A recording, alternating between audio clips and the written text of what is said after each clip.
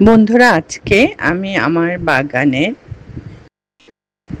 শতমূল বা শতমূলী বা অ্যাসপারাগাস গাছ সম্পর্কে আপনাদের জানাবো।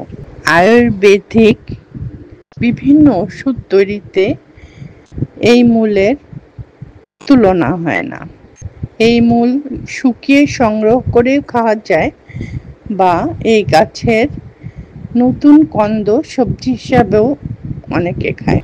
এই শতমূলী গাছ লতানো গাছ এবং এর অজস্র মূল হয় বলে এই গাছটি শতমূলী নামে পরিচিত। এই গাছের ফুল খুব সুন্দর। এই গাছের ফল থেকেও নতুন চারা হয় বা মূল ভেঙে লাগিয়ে দিলেও চারা তৈরি হয়।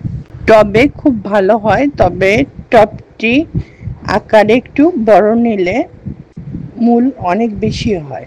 আমি মাটি হিসাবে 40% গার্ডেন সয়েল, 40% বালু আর 20% জৈব সার ব্যবহার করি।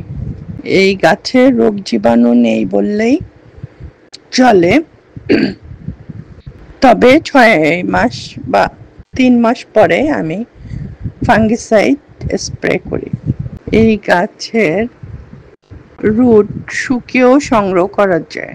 আপনারা ছাদে এই গাছ লাগাতে পারেন এবং ছাদে এই গাছ আমার তো খুব ভালো হয়েছে, ইনশাল্লাহ আপনাদেরও ভালো হবে। যারা এখনো গাছটি লাগাননি লাগিয়ে ফেলেন ঝটপট।